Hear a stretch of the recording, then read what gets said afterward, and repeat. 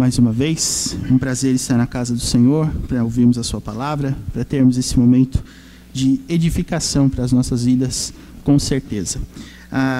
Nós vamos continuar o nosso estudo nessa manhã no livro de Romanos, e eu quero convidá-los então para que nós abramos as nossas Bíblias no capítulo de número 15.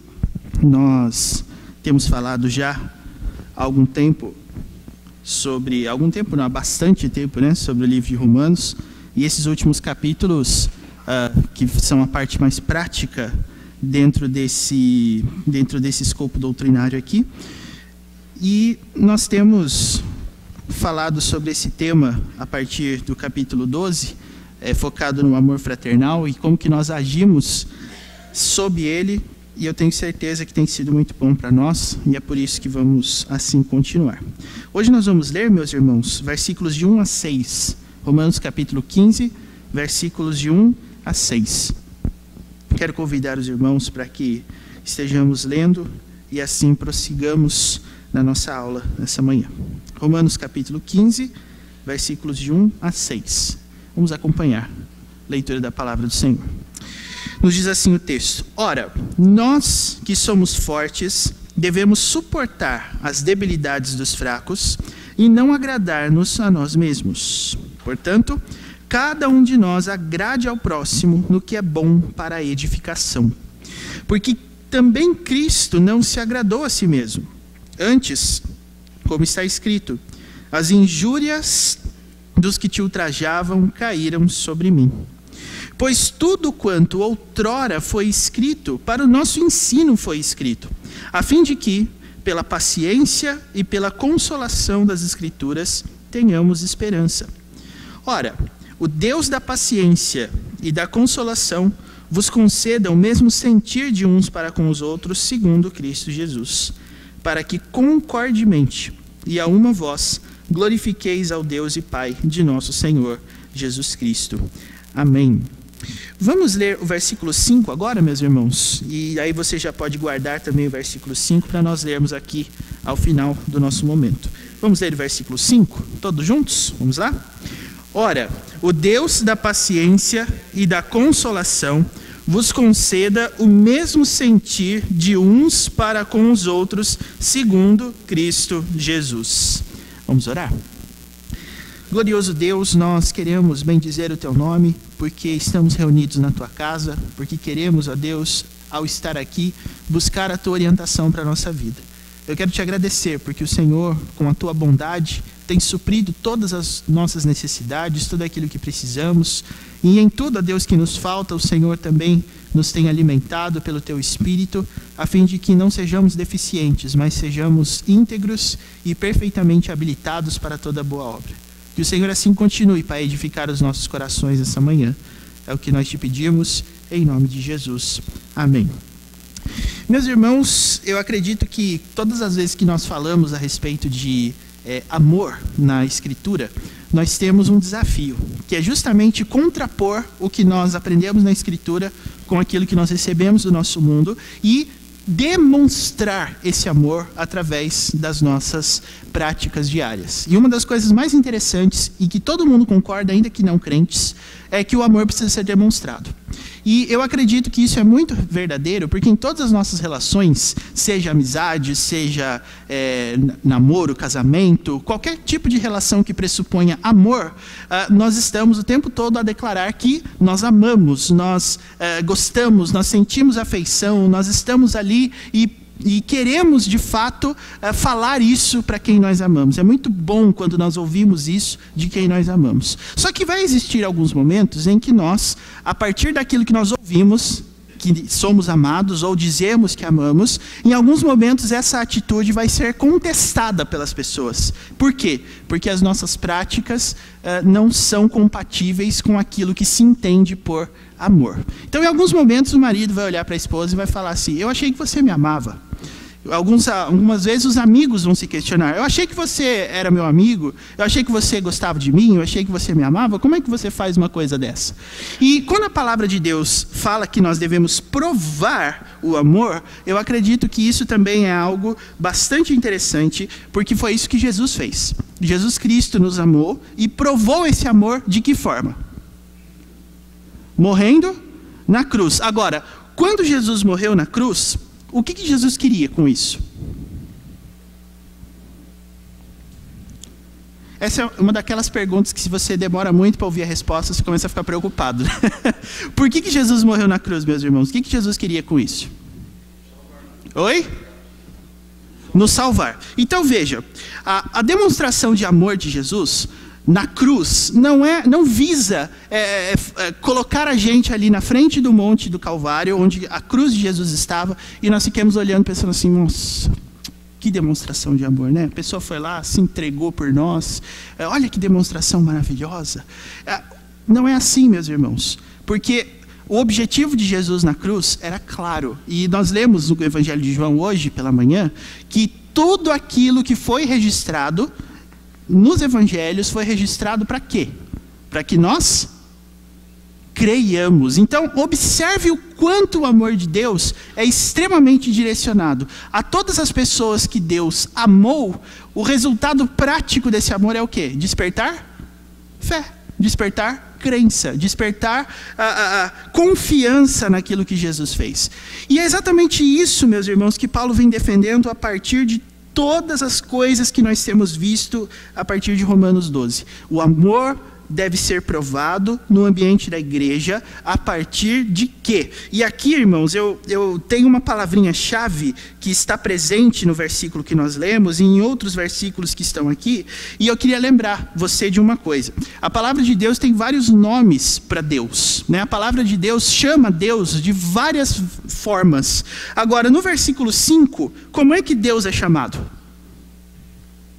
Ele é o Deus da paciência e da consolação. Você conhece algum outro versículo na Bíblia que chame Deus de Deus da paciência? Porque a gente tem vários nomes de Deus na Bíblia, né? O Deus de Abraão, o Deus de Isaac, o Deus de Jacó, o Deus Todo-Poderoso, o Senhor dos Exércitos. Você tem várias formas de Deus ser denominado na palavra pelos profetas ou por Ele mesmo, né? Eu sou o que sou e assim por diante. Você lembra de algum outro texto que chame Deus de Deus da paciência? Você lembra? Então, aí eu digo para você, chamar Deus de Deus da paciência implica em dizer necessariamente que todos aqueles que amam a Deus vão ter o que nas suas vidas? O quê? Oi? Paciência. Aí eu quero que levante a mão aqui nessa manhã e não se preocupe porque a câmera está focada só em mim, pelo menos a lá de cima, né? Quem aqui tem paciência? Gente do céu. Quem aqui se considera uma pessoa paciente? Não precisa você ficar com medo, não. Você se considera uma pessoa paciente? Você se considera, você, né? Não outros, mas você. Você acha que você é paciente? Levante a mão aí quem acha. Não pode mentir, hein? Olha só. Agora veja, por que eu estou dizendo isso? Porque tudo aquilo que nós temos falado, meus irmãos, sobre amor, com base aqui em todos esses versículos, está culminando em quê? Olha só, o capítulo 15 vai encerrar, nesses últimos versículos aqui, do 1 até o 13, ele vai encerrar esse argumento de que nós devemos provar o nosso amor fraternal e que nós devemos conviver para não escandalizar os irmãos. E aí Paulo vai encerrar esse tipo de argumento dizendo assim, o que é preciso para nós exercitarmos o amor fraternal conforme está descrito aqui? O que o crente precisa ter para que ele consiga viver em amor fraternal, conforme está escrito aqui? A resposta de Paulo é paciência. Nós devemos ter paciência, e o Senhor Deus é chamado aqui de Deus da paciência, não por acaso, mas porque se paciência é o que é preciso para nós vivermos em amor fraternal, esse mesmo Deus vai nos conceder. Inclusive, irmãos, paciência tem vários sinônimos, né?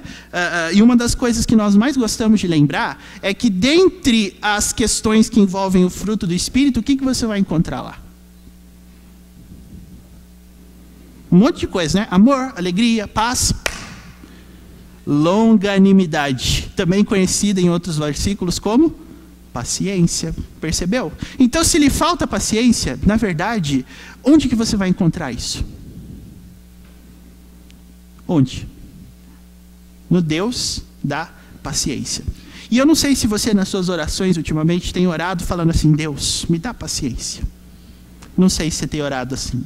Mas é uma coisa que nós devíamos, meus irmãos. Não apenas visando as nossas dificuldades pessoais. Porque eu acredito que para vencê-las, nós precisamos de paciência. Mas é assim, Senhor, me dá paciência para que assim eu possa viver da forma que a Tua palavra me orienta a viver, demonstrando amor uns pelos outros. Quando a igreja vive nessa expectativa, meus irmãos, eu tenho certeza que Deus pode fazer muita coisa no nosso meio. Então eu acredito que, para nós encerrarmos, de fato, eu quero falar sobre os versículos de 1 a 6 hoje. Semana que vem a gente fala do 7 ao 13, e a gente encerra essa parte de amor fraternal. Mas o que eu acho que é bem interessante aqui, meus irmãos, são os argumentos que Deus dá, que pela sua palavra, a partir daquilo que nós lemos no apóstolo Paulo. Mas uma coisa interessante que eu queria lembrar você. Vamos voltar um pouquinho para o capítulo 14, e eu queria que nós lêssemos o versículo 15, tá? Só para os irmãos lembrarem-se aqui do que nós estamos falando. Como que nós vamos provar o nosso amor uns pelos outros? Versículo 15. Quem puder, por gentileza, leia para nós. Romanos 14, 15.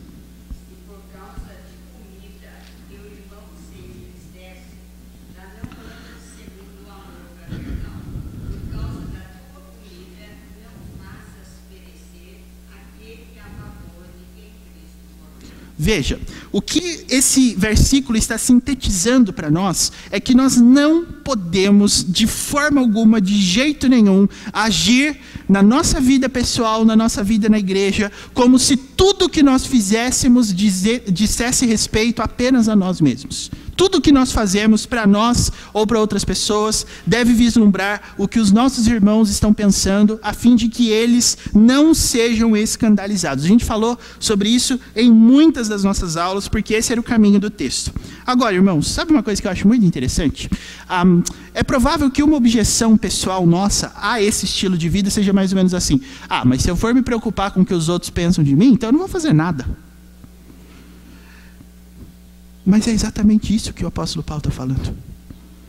E sabe o que é o mais interessante? Nós somos acostumados a agir, a decidir, a fazer escolhas baseados no nosso próprio critério. Mas em alguns momentos, a mesma pessoa que pensa dessa forma é a primeira que fala assim: ué, os irmãos da igreja se esqueceram de mim? Ninguém vai vir me visitar? Nós somos assim, meus irmãos. A gente vai vivendo, a gente vai escolhendo, a gente vai fazendo, a gente vai agindo, a gente faz o que a gente quer. Mas quando a gente se sente, entre aspas, abandonado, nós somos os primeiros a protestar. E olha, essa é uma das situações que me chama muita atenção, porque as pessoas que reclamam disso, não reclamam disso, vamos dizer assim, uns para os outros. Jogam no Facebook, jogam nas redes sociais, colocam isso em mensagens e não sei o que lá. É um negócio que fica super esquisito, porque a pessoa devia fazer isso do jeito certo, né? Mas enfim, onde que eu quero chegar com tudo isso? Esses irmãozinhos que fazem isso de vez em quando, também precisam ser alvo da nossa paciência, meus irmãos. Então, olha só o que Paulo fala no capítulo 15, versículo 1. Ora, nós que somos fortes, olha só como Paulo é ousado, né? Porque ele está falando aqui sobre o fraco na fé, sobre aquele que se escandaliza com coisas secundárias, como comida, como vestuário. E aí, no versículo 1, ele está dizendo assim, a gente sabe que nem todas as pessoas estão no mesmo ritmo de fé. A gente sabe que nem todas as pessoas têm a mesma maturidade espiritual. Mas nós que somos fortes, o que nós devemos fazer com os fracos? Suportar as debilidades dos fracos. Então veja, como é que nós podemos fazer isso? Paciência. Então tenha paciência. Então tenha paciência, porque é assim mesmo que as coisas funcionam. Aquela pessoa que se escandaliza com coisas secundárias está desejando para si uma fé e santidade.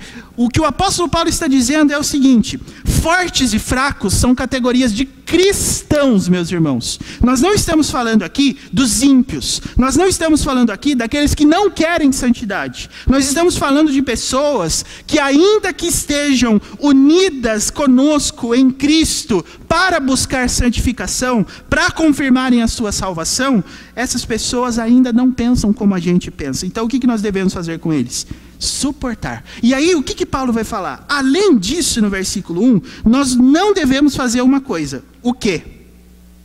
Não devemos agradar-nos a nós mesmos. Então, olhe o critério que o apóstolo Paulo está ensinando para a gente. A sua fé não é e não deve ser voltada para você mesmo.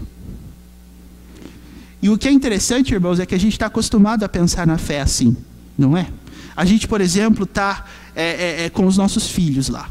E aí os nossos filhos, de repente, respondem ao evangelho com preguiça, com mau humor. E aí a gente pensa, bom, é a fé deles. Eu tenho a minha, eles têm a deles. Então, cada um segue seu caminho. O que o apóstolo Paulo está dizendo aqui? O que nós devemos fazer? Suportar. É isso mesmo que vocês falaram, é que falaram meio baixinho, mas eu escutei. Suportar as debilidades dos fracos. Nós não podemos, meus irmãos, ter a fé como uma coisa individual, porque ela não é. A fé não é individual. Nós não estamos... Porque pensa, se a fé fosse individual, qual seria o sentido de nós estarmos todos aqui reunidos? Qual que seria o sentido? Se a fé fosse individual, olha, eu tenho certeza que você teria alimento espiritual de muito melhor qualidade por parte de alguns outros pastores, pelo menos os presbiterianos, né, que são os que eu mais ouço. Você teria muito conteúdo de gente como Augusto Nicodemos, Hernandes Dias Lopes, e tantos outros caras que têm destaque por causa da qualidade do ensino deles. Você poderia ficar lá na sua casa e, em vez de você vir para a igreja e ouvir um pastorzinho chinfrim, você poderia ficar lá e assistir um vídeo no YouTube do Hernandes, de todos esses caras que são bons. Aí você cresceria espiritualmente. Olha, mas essa não é a realidade da palavra. Então eu não posso pensar que eu estar aqui sentado nessas cadeiras e prestando atenção na palavra é apenas para que eu pense como é que eu vou fazer na minha vida.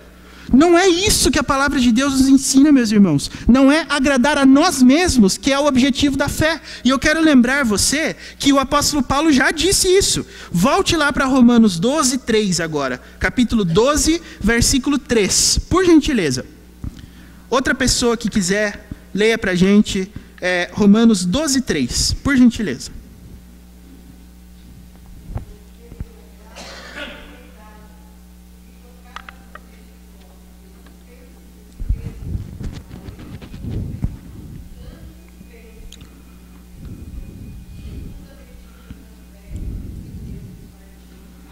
Veja, o que Paulo então nos orienta, meus irmãos, para que nós façamos?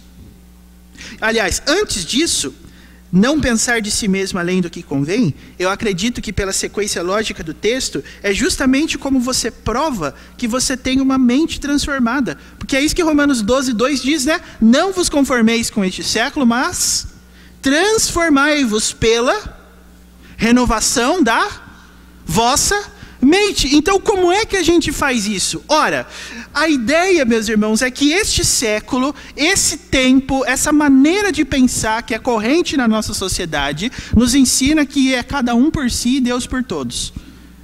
Paulo vai dizer, não é assim que as coisas funcionam no reino de Deus. Porque ninguém aqui está autorizado a pensar de si mesmo além do que convém. O que isso significa? Isso significa que a sua fé não é sua. Deus não deu fé só para você.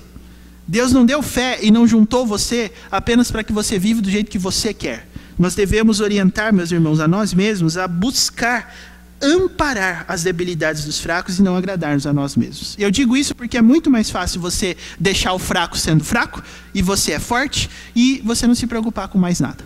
Apenas consigo mesmo. Não é assim e não é a isso que a palavra de Deus nos chama, irmãos. E é isso que o apóstolo Paulo está dizendo. Como é que nós vamos fazer para isso dar certo? O Deus da paciência e da consolação. Então, se você tem pedido paciência ultimamente para Deus, eu acredito que você deve colocar um adendo nesse pedido da seguinte forma: Senhor, me ajuda a amparar os meus irmãos. Me ajuda a suportar os meus irmãos. E aí, olha como é que Paulo vai caminhar nesse sentido. O versículo 2 aqui de Romanos 15 vai falar assim: portanto, quer dizer, já que você sabe que você deve suportar as debilidades dos fracos, já que você sabe que você não deve agradar apenas a si mesmo na fé, o que você vai fazer? Versículo 2: cada um de nós o faça o quê? Agrade ao próximo no que é bom para a edificação. E olha só que coisa, agradar o próximo. Eu acho que essa palavra, a única forma da gente entender agradar ao próximo, é fazer exatamente isso que nós estamos sendo orientados a fazer, meus irmãos. Porque eu não conheço uma outra forma de você agradar o seu próximo do que fazendo isso aqui. E nós agradamos o nosso próximo quando a gente o ampara e quando a gente o conduz da fraqueza para a força. É quando você olha para uma pessoa que é fraca e diz: eu quero ajudar você a ser forte. Eu quero ajudar você a se fortalecer. Eu quero dar base para a tua fé. Eu quero dar conteúdo, eu quero dar motivos, eu quero dar alicerce para que você construa um edifício santo através da sua vida. E eu achei interessante que na semana passada, quando nós estávamos falando aqui sobre isso, a metáfora a qual nós recorremos foi exatamente aquela que a Bíblia fala. Nós somos tijolinhos. Nós não somos o templo sozinhos, nós somos os tijolinhos. Nós juntos somos um templo. Inclusive, eu lembro que eu falei isso na última departamental da SAF, lá na casa da dona Célia. Nós somos tijolinhos, nós não somos templo. E eu sei que se você é estudioso da Bíblia, igual eu falei para elas, né, eu sei que as mulheres são, você não vai falar assim: pastor, mas e quando a Bíblia fala que nós somos o templo do Espírito Santo? Então, nós não somos tijolinho, nós somos templo. Então, eu quero pedir uma licença para você, para eu explicar isso, tá? Vai lá para 1 Coríntios 6, por favor, que é onde Paulo fala sobre isso, né? É o mesmo apóstolo Paulo, veja que coisa. Então eu não vou usar Paulo contra Paulo, mas eu vou dizer para você como é que Paulo pensava. 1 Coríntios 6,19 é quando a Bíblia fala que nós somos santuário do Espírito Santo, né? Todo mundo conhece, todo mundo sabe.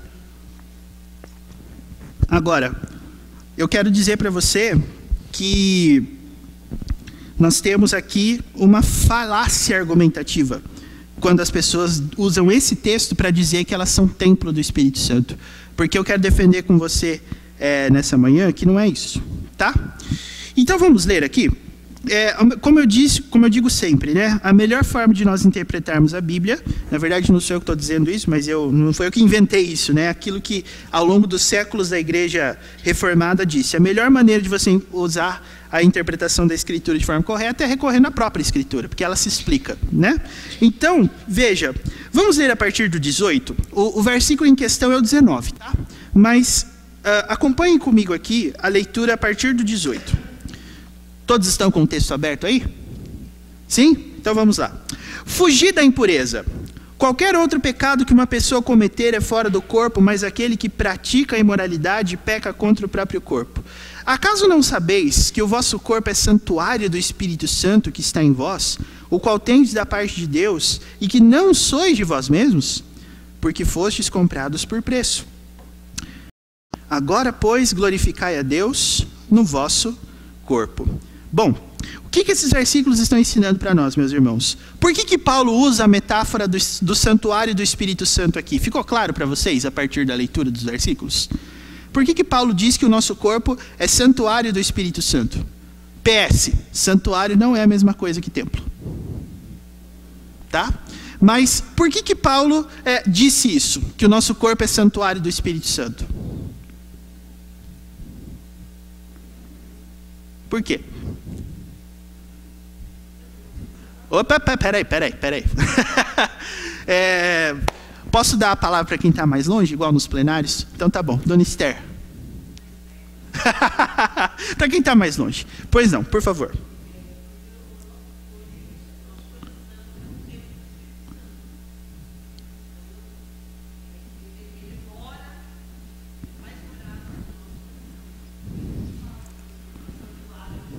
Perfeitamente. Sim. Ah, era isso? Olha só que coisa.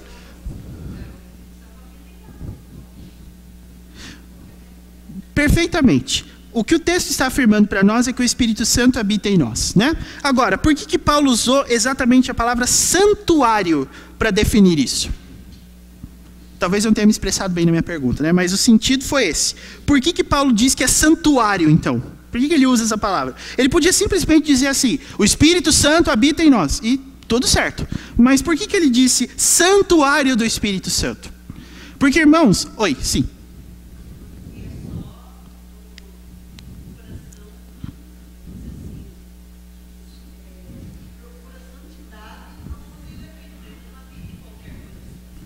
perfeitamente de novo.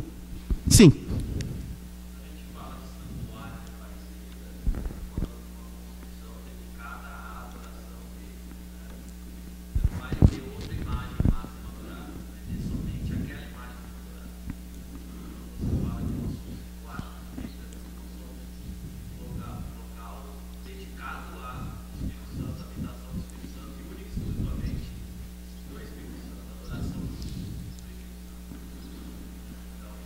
É a exclusividade, né? O sentido é de exclusividade. Só o Espírito Santo. Legal, é isso mesmo. Mais alguma opinião? Mais alguma opinião?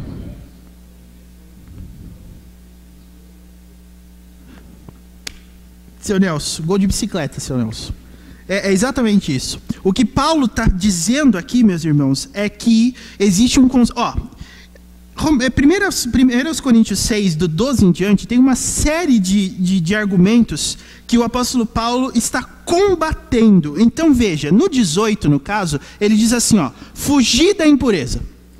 Ou se você gosta de exegese, né, a palavra grega para impureza aqui é porneia. Todo tipo de pecado que desonra o corpo. Todo tipo, em especial os de cunho sexual, porque eram aqueles nos quais o pessoal aqui incorria. Mas por que o apóstolo Paulo está dizendo isso aqui?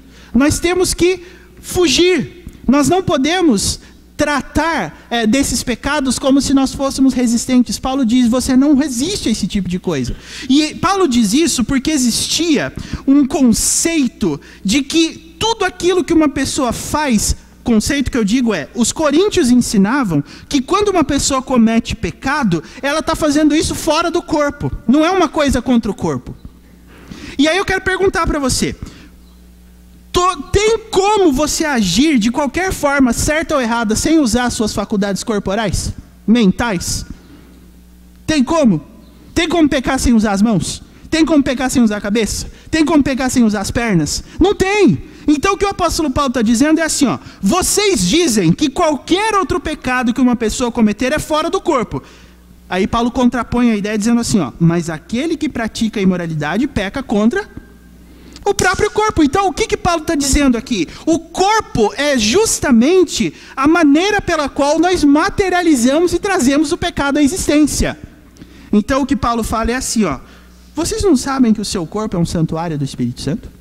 Ou seja, se vocês foram transformados, então agora o corpo de vocês deve ser usado para promover a santidade e não a prática das coisas que não agradam a Deus.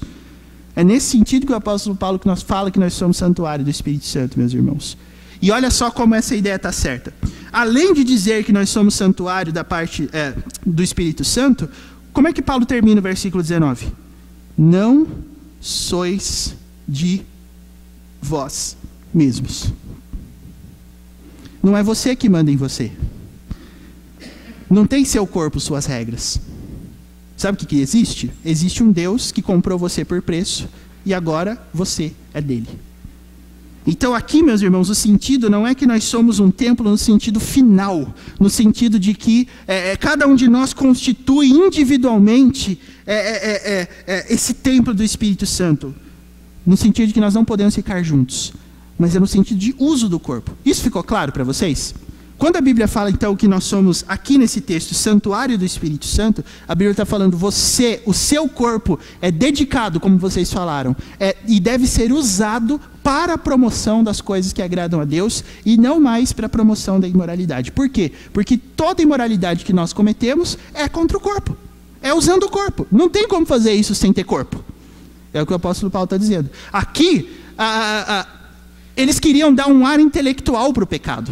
Eles diziam assim, nós podemos pecar à vontade, porque quando nós pecamos, não é o nosso corpo que está sendo denegrido. E Paulo vai dizer, como não? Como não? Vocês estão loucos da cabeça? Em outras palavras. E é exatamente isso, meus irmãos, que eu acredito, é marca do nosso século. Nós queremos justificar as nossas condutas pecaminosas, dando ar intelectual para as coisas.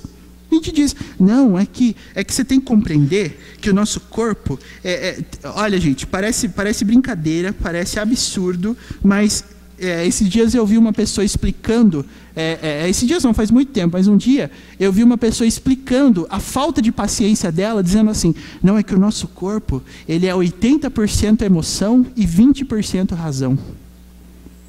Eu não sei de onde que tirou essa estatística. Eu não sei que médico concordaria com isso. Mas são coisas que as pessoas falam. Por quê? Porque o objetivo delas é o quê? É viver para elas mesmas. Meus irmãos, o pecado é isso.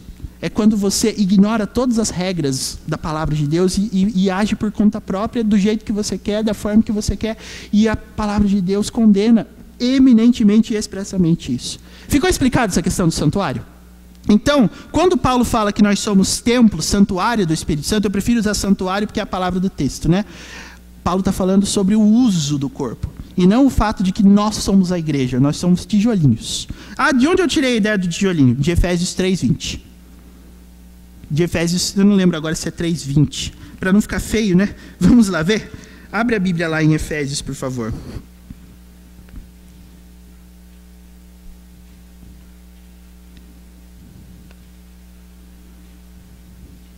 Não é 3, não, é 2. É 2:20. Olha só. Mas Efésios 2:19 diz assim, ó, aqui dali em diante, né? Veja, por favor. Efésios 2:19. Assim, já não sois estrangeiros e peregrinos, mas concidadãos dos santos, e sois da família de Deus, edificados sobre o fundamento dos apóstolos e profetas, sendo ele mesmo, Cristo Jesus, a pedra angular, no qual todo o edifício, bem ajustado, cresce para santuário dedicado ao Senhor, no qual também vós juntamente estáis sendo edificados para a habitação de Deus no Espírito. Então, o que Paulo está dizendo aqui? Que nós todos estamos sendo edificados, nós fazemos parte da construção de um templo dedicado ao Senhor. Certo? Então, não venha ser um tijolinho com mania de grandeza e achar que você, sozinho, é o templo todo do Espírito Santo, porque não funciona assim. Tá bom? Ficou claro esse ponto, meus irmãos, para vocês? Então, voltando lá para Romanos 15, é o que o apóstolo Paulo está dizendo. Nós não temos autorização para agradar-nos a nós mesmos. Não temos nenhuma autorização. Nós não agimos dizendo assim, minha consciência está limpa. Ou então, não, eu fiz mesmo, e daí? Não, e aí você achou ruim por quê? Achou ruim, vem pagar minha conta. É o que as pessoas costumam falar, né? A palavra de Deus não nos dá, meus irmãos, autorização para nós fazermos isso. E sabe qual é o argumento de Paulo? Derradeiro e definitivo sobre essa questão? Versículo 3 de Romanos 15. Quem pode ler para nós?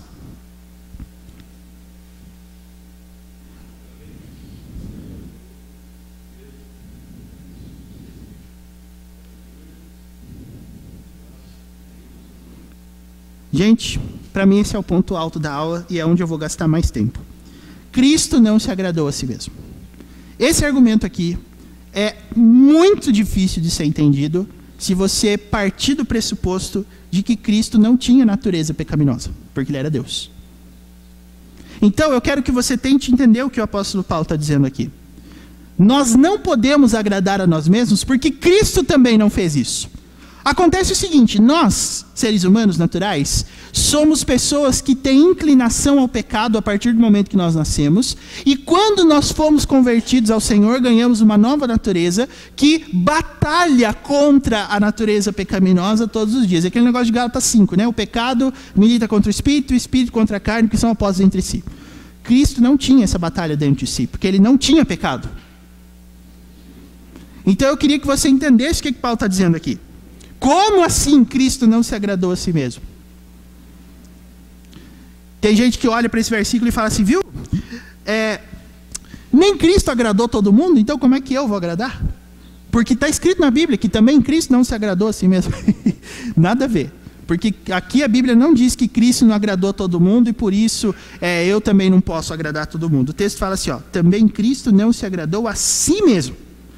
E eu queria que os irmãos pensassem comigo aqui, de uma forma que não incorresse numa heresia histórica tipo docetismo, ou quaisquer outras que afirmavam, por exemplo, a divisão das naturezas de Cristo, ou que Cristo era só humano ou era só divino. Cristo é as duas coisas, homem, Deus, Deus homem, Emanuel, Deus conosco. Então, a gente precisa entender. Meus irmãos, o que é que Paulo está querendo dizer com isso? Vamos tentar caminhar aqui? Se alguém tiver uma uma direção para nós seguirmos, fique à vontade para nos sugerir. Cuidado que heresia dá fogueira, hein? Então vamos lá. Pode falar, Sr. Nelson. Servir de exemplo. De fato, Cristo é o nosso exemplo, né? E isso é muito claro em todos os textos da Bíblia. Agora, Cristo não se agradou a si mesmo. Como não? Oi? Sim, Cristo não tinha vontade de pecar, nenhuma vontade. Porque ele era santo, ele era Deus, né? Oi? É exatamente essa a minha pergunta. Como assim Cristo não se agradou a si mesmo? Isso aqui, às vezes você lê a Bíblia e você pensa assim, gente, são coisinhas que estão escritas aqui. Pare para pensar um pouco. Tire um tempo da sua leitura da Bíblia e comece a mergulhar nos argumentos textuais. Como assim Cristo não se agradou a si mesmo se ele era Deus e ele era homem? De uma maneira perfeita, de uma maneira santa? Como assim?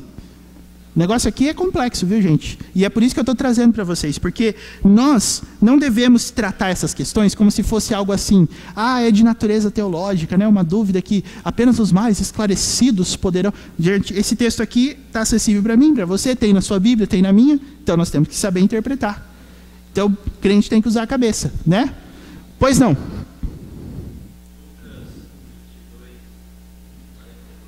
Lucas 22, 42. Aham.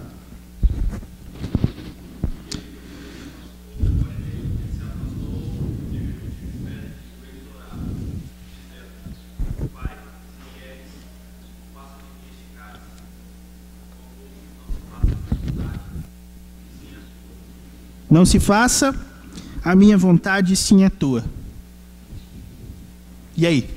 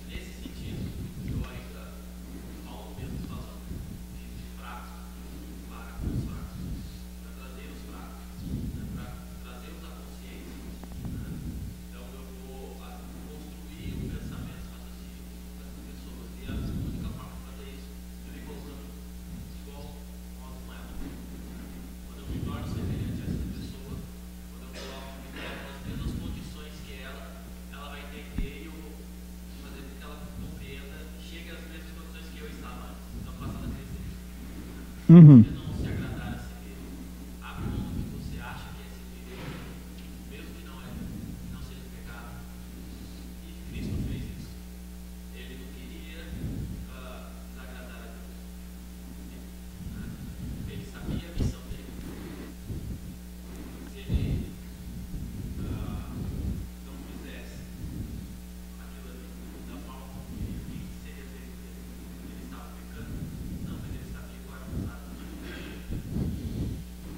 Legal, esse texto aí, se você usar o paralelo dele de Mateus 26, né? Contudo, se faça a minha vontade, se faça a tua vontade, não a minha, também é um outro texto que faz a gente pensar, mas Cristo não tinha vontade de pecar, então, né? E eu acredito que há uma explicação para essas coisas todas dentro do mesmo princípio. Eu acho que o princípio da autonegação, que é o que Paulo vai argumentar em Filipenses 2, é algo muito bom também. Cristo abriu mão da sua divindade, abriu mão da sua glória e veio viver no meio dos homens. Isso é algo que a gente pode usar também em consideração, com certeza. Mais alguma opinião, meus irmãos? Complexo? Você achou? Mas a Bíblia é assim mesmo, a Bíblia é apaixonante. Esses dilemas bíblicos eu sou apaixonado por eles, porque a gente pode enxergar fumacinha saindo da cabeça, assim, da pessoa que quer entender essas coisas. Porque se está revelado aqui, então dá para entender, viu, gente? Porque tem hora que a gente fala assim, porque tem algumas coisas que é só na glória, é de fato. Mas as que estão reveladas, Deuteronômio 29, estão aqui para nosso conhecimento. Então, se está aqui, a gente tem como saber.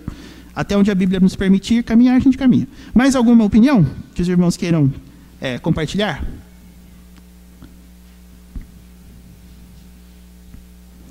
Não? Então, eu quero também usar esse versículo. Olha só, Paulo está baseando o argumento dele de que Cristo não se agradou em si mesmo num salmo. As injúrias dos que te ultrajavam caíram sobre mim. Vocês se lembram que salmo que é esse? Salmo 69. Abra sua Bíblia lá no Salmo 69, por favor. E esse versículo do Salmo 69, Salmo 69, 9, tá? Ele tem dois pedacinhos, vocês vão ver aí. Um pedacinho é citado por Paulo em Romanos 15, que é o finalzinho, o segundo pedacinho.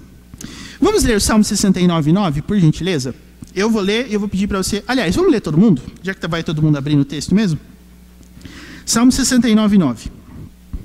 Nos diz a palavra de Deus. Amém? Aí, vamos lá.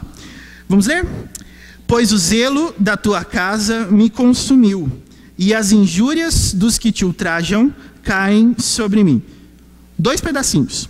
O pedacinho de baixo, as injúrias dos que te ultrajam caem sobre mim, foi o que Paulo citou em Romanos 15. Irmão, vocês se lembram que outro texto do Novo Testamento cita o primeiro pedacinho? O zelo da tua casa me consumiu? Vocês se lembram? Porque quando a gente atenta para essas coisas, você fica pensando, cara, esses escritores da Bíblia inspirados por Deus fazem uma coisa. Porque o contexto da citação do segundo pedacinho por parte de Paulo é o contexto de paciência, né? É um contexto de você ter longanimidade, de você demonstrar amor. Mas você se lembra qual texto do Novo Testamento cita o primeiro pedacinho? O zelo da tua casa me consumiu? Exatamente. Lá em João capítulo 2... quando Jesus vira a mesa lá dos mercadores, expulsa todo mundo no templo com o azorrague de cordas, os discípulos se lembraram desse salmo, primeiro pedacinho, o zelo da tua casa me consumiu. Ai, olha o tamanho do dilema. O primeiro pedacinho é citado numa parte em que Jesus não está demonstrando, pelo menos humanamente falando, paciência, né? Porque ele está expulsando todo mundo. Aí o segundo pedacinho, Paulo fala assim, gente, nós temos que ter paciência. Como assim, gente do céu? O que esses autores inspirados por Deus no Novo Testamento estão querendo dizer, citando os dois pedaços do versículo em situações diferentes?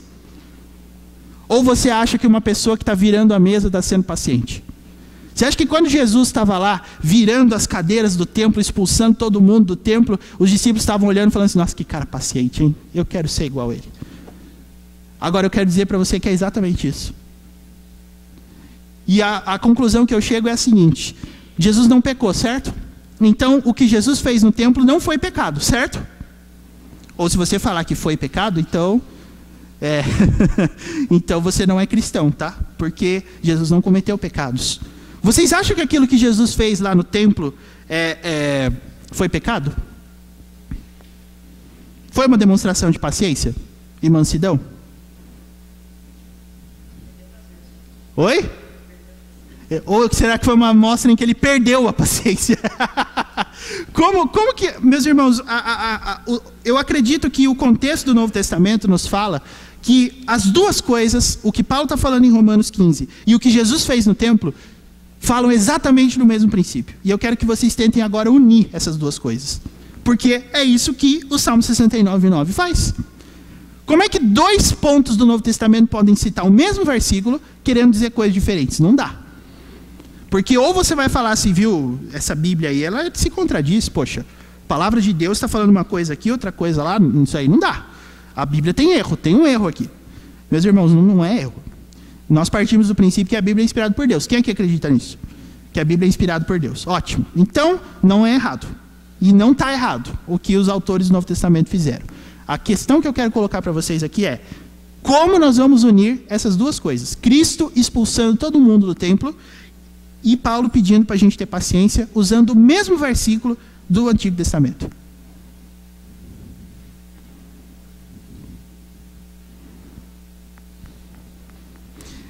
Agora eu estou enxergando a fumacinha, vocês estão percebendo? A leitura da Bíblia tem que fazer isso com a gente mesmo. Como que nós vamos entender essas duas coisas aqui, meus irmãos?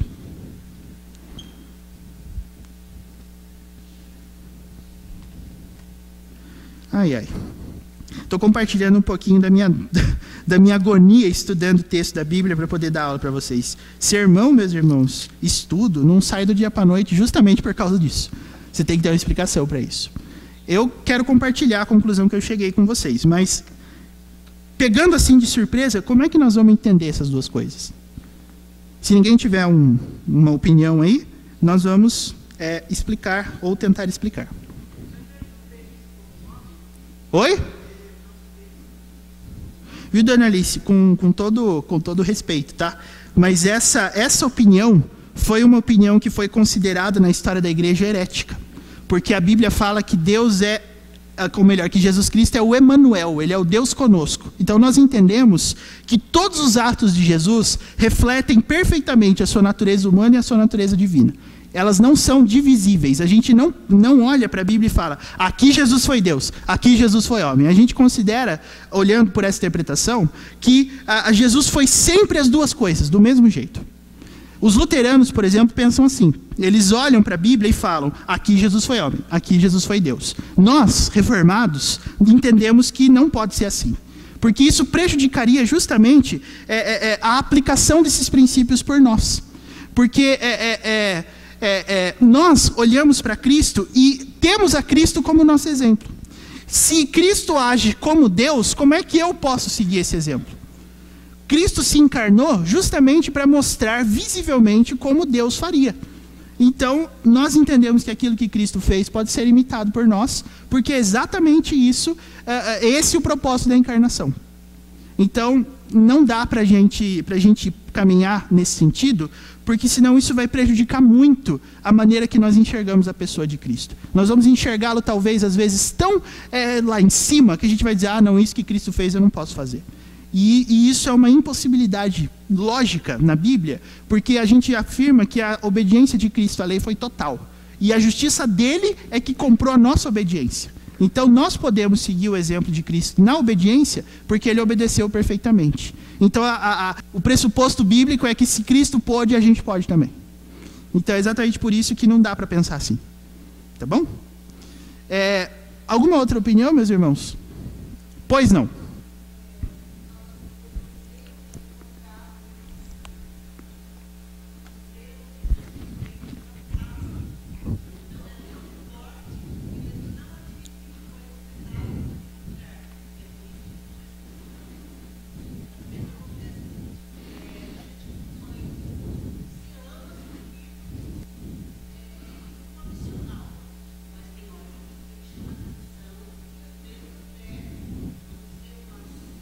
Cintadas.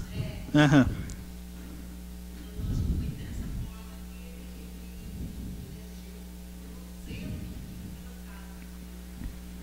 Eu concordo. Agora, como é que esse princípio do zelo pode ser usado por Paulo para dizer que nós temos que ter paciência e que Cristo não se agradou a si mesmo? Isso que a senhora falou tá, assim, mais correto que isso, só dois discos, como dizem no popular. Oi? Como assim?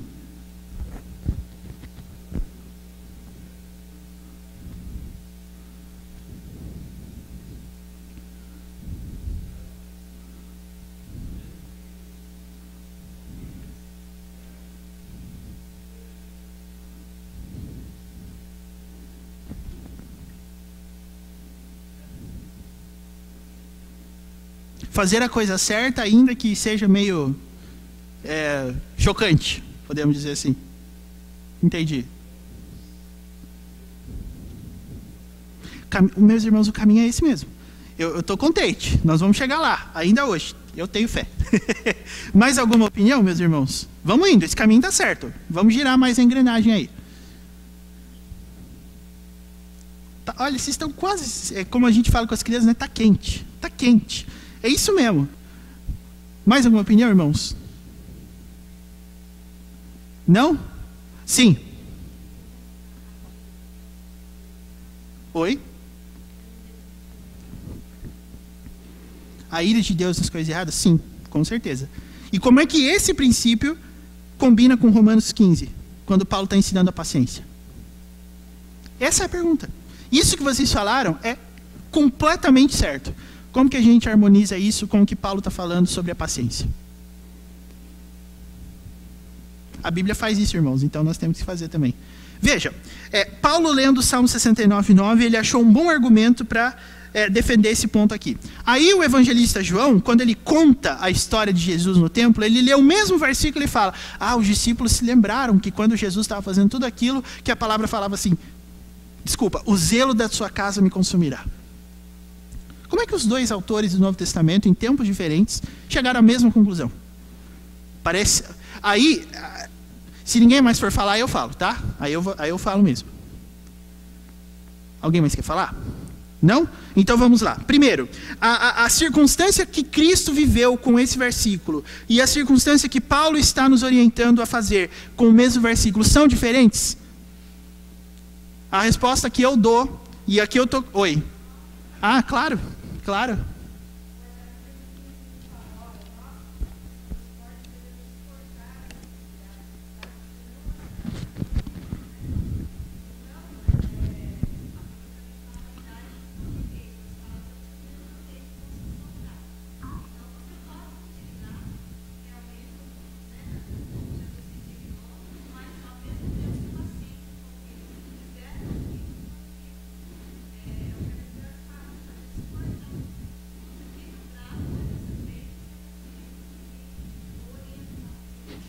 Eu acho que isso é um bom caminho também.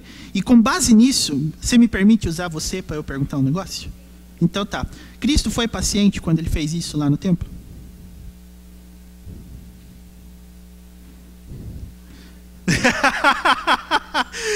É exatamente aí que a gente vai se embananar, né? Porque alguns vão falar, claro que não. Lógico que não. Onde já se viu uma pessoa virando mesa ser paciente? Só que se você disser que não, então você está cometendo uma heresia. Você está dizendo que Cristo pecou. Cristo se irou e pecou. Eu afirmo com todas as letras que Cristo não pecou. Porque senão isso vai prejudicar a nossa maneira de entender a Bíblia. E o próprio Cristo. E como assim, então, irmãos? Nós estamos ficando... Oi, mais alguma coisa? Aham.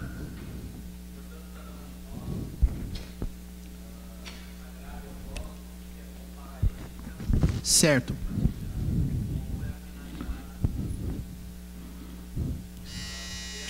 Puxa, que pena. Vai ficar para a semana... não, tem mais. Esse é o primeiro ainda, né? Vamos lá.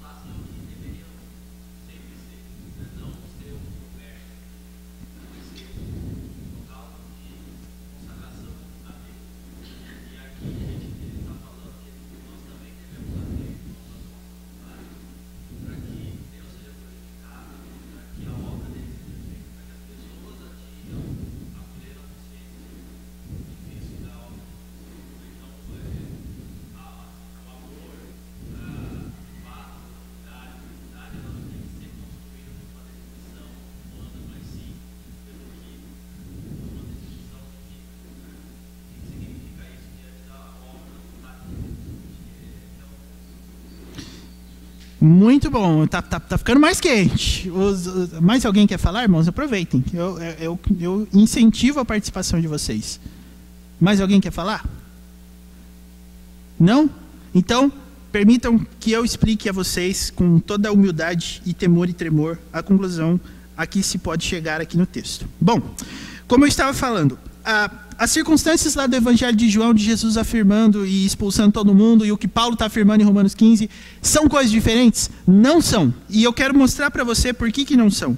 Quando Cristo faz isso no templo, ninguém se escandalizou a não ser aqueles que faziam do templo casa de comércio. Então, quando Cristo tomou aquela atitude de purificar o templo, as únicas pessoas que se escandalizaram com aquilo de fato foram as pessoas que viviam naquele contexto onde o templo era uma casa de comércio. Então, irmãos, o que Paulo está ensinando para nós aqui é que nós só conseguiremos viver de maneira paciente se nós fizermos o que Cristo fez com o nosso pecado. O problema da igreja nunca são as pessoas. O problema da igreja nunca é o fraco, porque o fraco é fraco na fé. Todas as vezes que nós estamos falando de escândalo, nós não estamos falando de escândalo com o pecado. Eu sempre digo aqui, se você se escandalizar com alguma coisa que a Bíblia diz sobre santidade, sobre purificação da sua vida, você não é um cristão. Se você um dia apanha da palavra de Deus, porque a palavra de Deus está te chamando à obediência, e se às vezes você ouve alguma coisa que você fica, porque é a palavra de Deus falando, isso não escandaliza quem quer buscar santidade. Porque quem está fraco na fé, ainda assim, é uma pessoa que quer santificação para a vida dela. Então, como é que nós vamos ter paciência quando nós fizermos o que Cristo fez com o nosso pecado e com a nossa vontade? Esse é o ponto. Se nós temos zelo pela casa de Deus, nós vamos virar as mesas do pecado com os nossos irmãos. Como é que a gente trata pecado, meus irmãos? Tem muita gente que trata o pecado assim, ó. Ô, bonitinho, não é assim. Eu não vou. Não, olha, vamos fazer um acordo? Você aqui e eu aqui. Fica no seu cantinho aí que eu fico no meu, certo? Não. Meus irmãos, quando o assunto é pecado, nós temos todos os elementos bíblicos para chegar chutando a mesa mesmo. Não tem negociação, é pecado. O que Paulo está falando para nós aqui não é um contexto de escândalo por causa do pecado, mas são irmãos que precisam ser amparados na fé. Por que o fraco na fé é fraco na fé? Porque ele ainda não aprendeu a virar as mesas do pecado. Ele precisa aprender. Então nós que somos fortes, o que nós devemos fazer com os fracos? Olha, viu o que Jesus fez aqui? É isso que Deus nos manda fazer. É isso que Deus nos manda fazer. A pessoa é fraca na fé porque ela ainda não tem forças para poder lutar com tudo aquilo que ela é. E é exatamente a isso, meus irmãos, que o Senhor nos chama. Nós estamos aqui unidos para aprender a fazer o que Cristo fez com o pecado da nossa vida. Sabe, uma das coisas mais legais que eu acho é que as histórias e os testemunhos de conversão, que são de pessoas assim que notadamente tiveram condutas erradas e se afundaram mesmo no pecado, quem passou por isso na vida vai concordar comigo. Se você foi alguém que antes de vir a Cristo estava afundado no lamaçal do pecado, de todas as formas, a partir do momento que você se converteu, o que é que você fez com a sua vida antiga? Olha, os pecados que eu tinha antes, eu não quero saber mais. Tá lá, olha. E a pessoa que se converteu vindo lá do fundo do poço, é uma pessoa que quando ela olha alguém no fundo do poço, o que ela faz? Cara, sai daí. Eu já estive nesse lugar. Eu já fui assim como você. Eu sei o que é isso. E eu sei para onde você vai se você continuar aí. Então, irmãos, nós só vamos ter paciência quando nós formos impacientes com o pecado.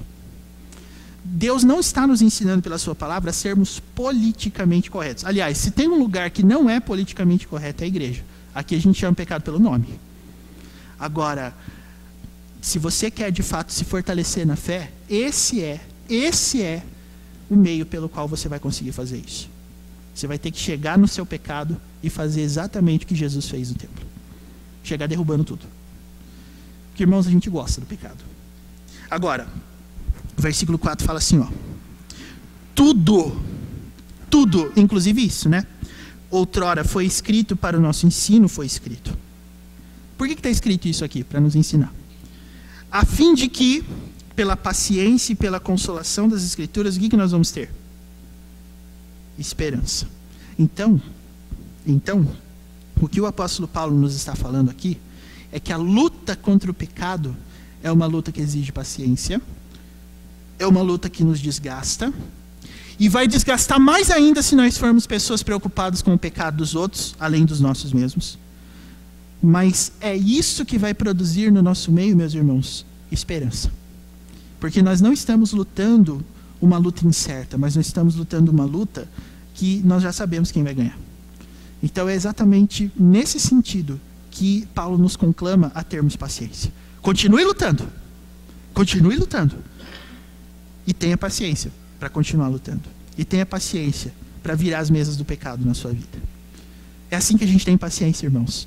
John Piper tem uma pregação que tem um trechinho, acho que de uns 10 minutos nela no YouTube. O título é Faça a Guerra. E essa é uma das pregações mais legais que eu já vi, porque ele nos diz ali, expondo Romanos 8 e Efésios 6, a armadura de Deus. John Piper nos fala naquele texto, inclusive eu posso mandar isso daí no nosso aplicativo, nos grupos aí, para que todos assistam, porque é muito bom. E ele diz que o fato de nós permanecermos ainda no pecado é pelo fato de nós não aprendermos a ser violentos contra ele. Ou seja, a única forma de você vencer o pecado é lutar. Se você não lutar, você não ganha. E o fraco na fé ainda não aprendeu isso. O fraco na fé ainda se preocupa, ainda que de maneira imperfeita, mas ele se preocupa mais com os aspectos secundários. É hora de chegar virando a mesa. Nessa postura. É assim que nós demonstramos amor. Porque, irmãos, o politicamente correto é mais ou menos assim, ó. Você está aí, está vivendo a sua vida, está fazendo o que você quer, segue.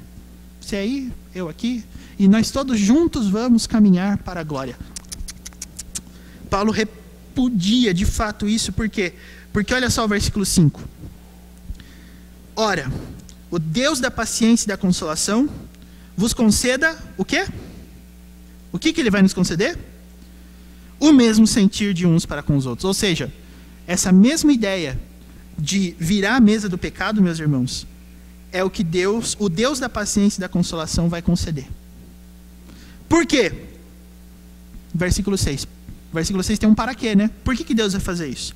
Para que concordemente, veja, concordemente, para que todo mundo concorde que é assim, e a uma voz, nós façamos o quê? Nós façamos o quê? Glorifiqueis ao Deus e Pai de nosso Senhor Jesus Cristo. Quando que a igreja vai aprender a glorificar, meus irmãos? Como diria o apóstolo do chapéu, glorificar de pé. Como que nós faremos isso? Quando nós todos tivermos o mesmo sentimento de luta e de apoio às debilidades uns dos outros. E como é que nós vamos conseguir fazer isso?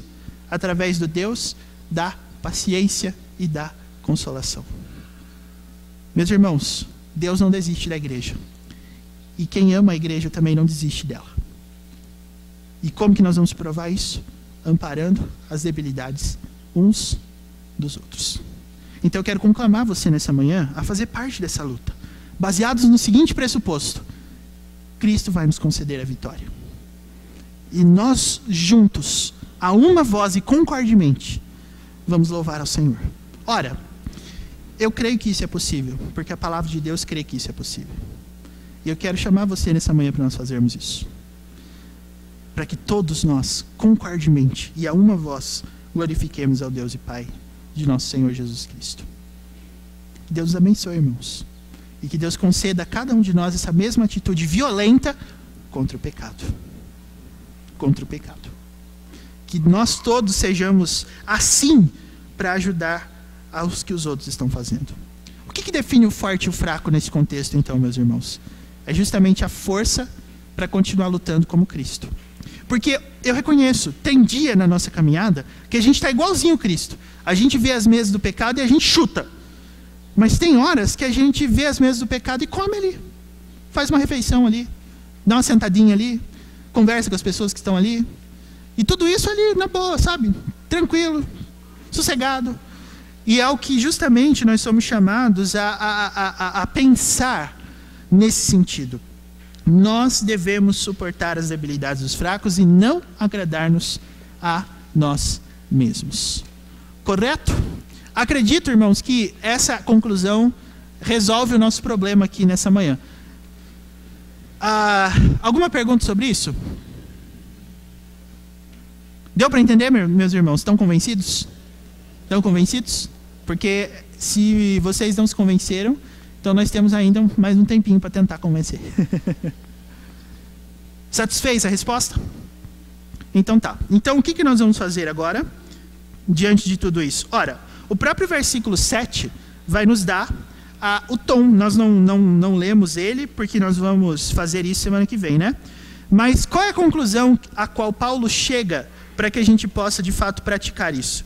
Romanos 15, 7 nos diz: portanto, acolhei-vos uns aos outros. Percebeu? Você não está aqui apenas para ser mais uma pessoa a se assentar nos seus bancos e dizer coisas do tipo, ninguém conhece a minha luta, ninguém conhece a minha dor, ninguém sabe do que eu passo, sabe se você falar, sabe se você lutar contra, sabe se você adotar essa postura que o apóstolo Paulo está dizendo, de amparo uns aos outros. Ok? Que Deus nos abençoe, meus irmãos, e nos capacite a louvarmos e a glorificarmos a Deus concordemente, em nome de Jesus. Amém. Nossa